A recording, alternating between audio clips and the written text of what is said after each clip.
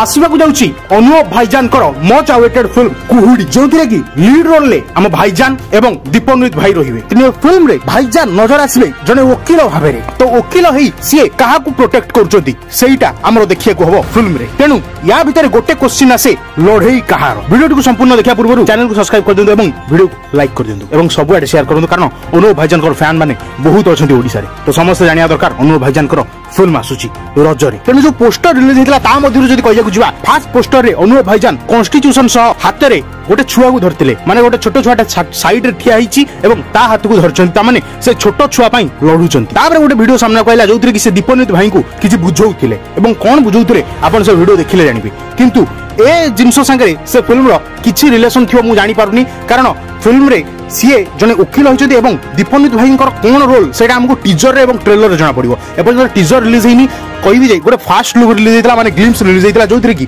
भाईजान को गोटे डायलॉग थिला सत्यमेव जयते नानृतम सत्येन पंथा विततो देवयानः।